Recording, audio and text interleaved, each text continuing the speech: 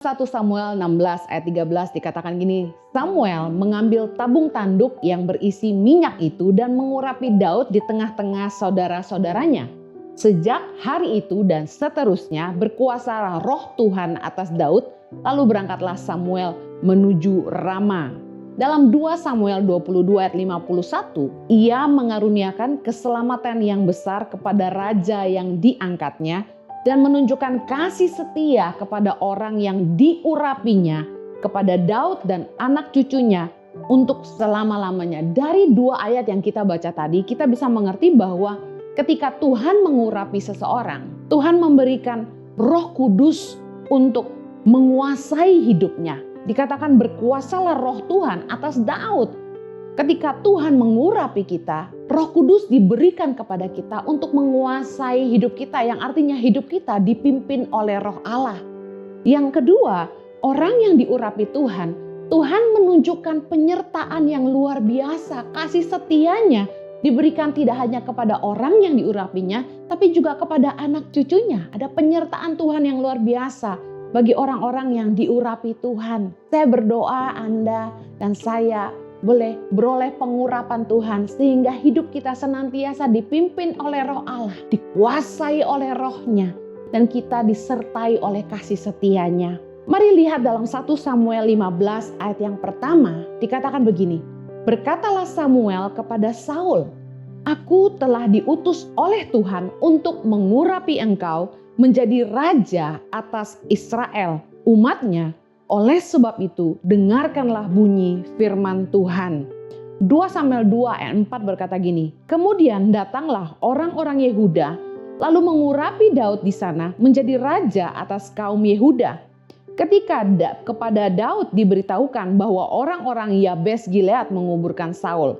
Dari kedua ayat di atas, pengertian mengurapi artinya memberikan berkat dan kuasa dari Tuhan atas diri seseorang. Dahulu kala pada masa perjanjian lama, pengurapan itu diberikan oleh imam atau nabi yang dipilih Tuhan kepada orang pilihan Tuhan untuk berkuasa atas umatnya.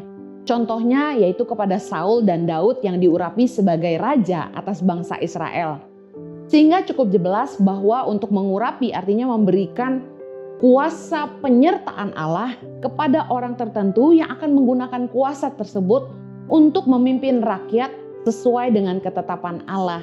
Oleh sebab itu secara Alkitabiah pengurapan ini berfokus pada pemberian kuasa pada tokoh-tokoh di Alkitab di masa lampau, yang mana dahulu Allah sendiri yang memilih orang yang pantas mewakili Dia untuk memimpin di dunia.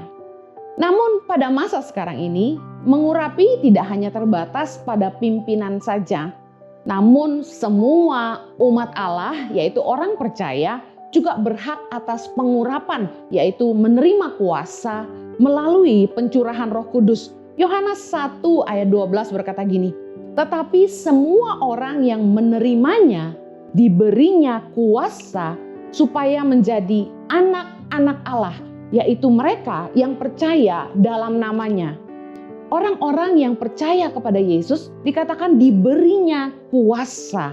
Efesus 1 ayat 19. Dan betapa hebat kuasanya bagi kita yang percaya. Sesuai dengan kekuatan kuasanya. Dari kedua ayat ini kita dapat melihat bahwa pengurapan Tuhan diberikan atau turun atas orang-orang percaya. Berbeda dengan perjanjian lama ketika pengurapan itu hanya diberikan kepada orang-orang pilihan saja. Dalam 2 Korintus 1 ayat 21-22 dikatakan begini, sebab Dia yang telah meneguhkan kami bersama-sama dengan kamu di dalam Kristus adalah Allah yang telah mengurapi.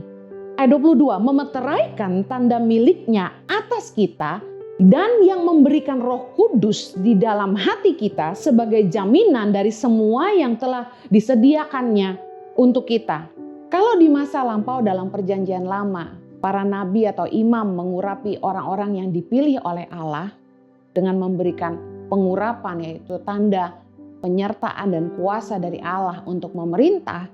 Tapi di dalam perjanjian baru kita mendapat pengertian bahwa orang-orang percaya juga diberikan kuasa, yaitu melalui Roh Kudus yang dicurahkan dalam hati kita.